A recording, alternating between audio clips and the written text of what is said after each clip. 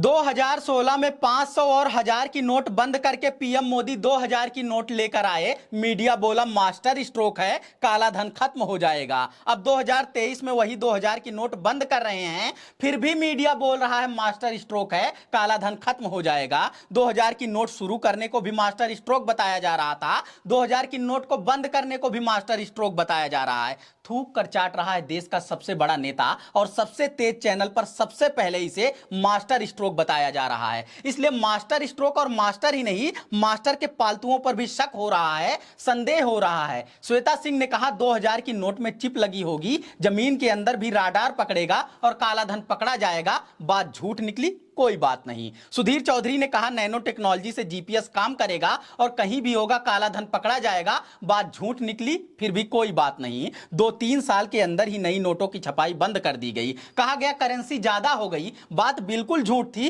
फिर भी कोई बात नहीं। अब नोटबंदी के 7 साल बाद फिर से नोटबंदी की गई है। 2000 की नोट वापस ले लेने की नोटिफिकेशन जारी कर दी गई है। यह एकदम उलट बात है, एकदम गजब बात है, बेहद बेतुकी बात है। यह वही नोट है जिसको लागू करने के लिए नोटबंदी की गई। ये वही नोट है जिसके पीछे सैकड़ों लोगों की नोटबंदी की लाइन में जान चली गई। ये वही नोट है जो 1000 रुपए के नोट की जगह लाई गई, जिसके दम पर आधा बाजार चलता था वो बिना मतलब बंद कर दी गई। नोटबंदी से सिर्फ नोटों का लेन देन नहीं बंद हुआ, बंद हो गई सैकड़ों की सांसें और आंखें, बंद हो गए हजारों छोटे मध्यम उद्योग, लाखों लोगों के व्यापार, बेरोजगार हो गए करोड़ों लोग और बेतरतीबी में जीने लगे 10 करोड़ से ज्यादा, यानी आधे से ज्यादा परिवार। मगर मंदी के इस दौर में बर्बाद हुए होंगे आम आदमी, व्यापारी और मिडिल क्लास के अस्थायी नौकरी वाले लोग। धड़ल्ले से चलता रहा मीडिया वालों का रोजगार, खबरों को बेचने खरीदने का व्यापार। इसलिए 2000 की नई नोट की शुरुआत को भी मास्टर स्ट्रोक कहा जा रहा था और 2000 की नोटबंदी की गई है तो इसे भी मास्टर स्ट्रोक कहा जा रहा है। जब मास्टर को खेलना नहीं आता, उलझुल शॉट मारता है,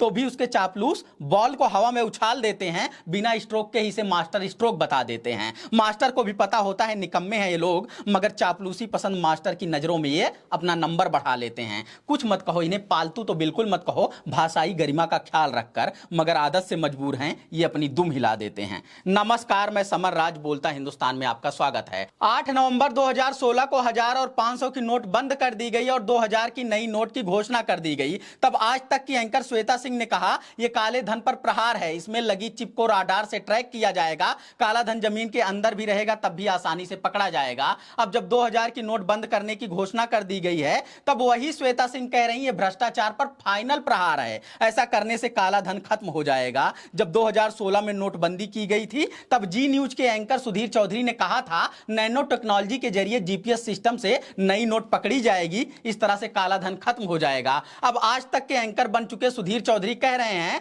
2000 की नोट बंद होने से आम आदमी को नहीं, सिर्फ अमीरों को दिक्कत होगी, इससे काला धन खत्म हो जाएगा। नोटबंदी के वक्त बिहार वाले मोदी बता रहे थे कि गुजरात वाले मोदी ने किया है तो देश हित में ही किया होगा, और 2022 में वही संसद में खड़े होकर कह रहे हैं 2000 की नोट बंद करिए, नहीं काला धन और बढ़ जाएगा। अंधभक्त बन चुके नेताओं और दलाल हो चुके एंकराओं की बात सुनकर कंफ्यूजन हो रही कि 2000 की नोट लाने से भ्रष्टाचार खत्म हो जाएगा या 2000 की नोट बंद करने से भ्रष्टाचार खत्म हो जाएगा। इस 2000 की नोट को चालू करने के लिए जिन पुरानी नोटों को बंद किया गया, उसकी वजह से जान माल का जितना नुकसान हुआ उसका हिसाब कौन बताएगा। सैकड़ों लोग जो नोटबंदी की लाइन में लगकर अपनी जान गंवा चुके, हजारों छोटे और मध्यम उद्योग जो पूरी तरह से बर्बाद हो चुके, लाखों व्यापारी जिन्हें नुकसान हुआ, लाखों मरीज जो सही से इलाज नहीं करा सके, करोड़ों लोग जो किसी न किसी तरह का नुकसान उठा चुके, 1 अरब से ज्यादा लोग जो नोटबंदी से प्रभावित हो चुके, इन सब का जवाब देने कौन आएगा। सोशल मीडिया पर इस पर मीम और मजाक चल रहा है, मजाक किया गया है तो मजाक उड़ाया ही जाएगा, मगर दर्दनाक मंजर पर एक नजर डालेंगे तो आंख भर आएंगी, गला रुंध जाएगा।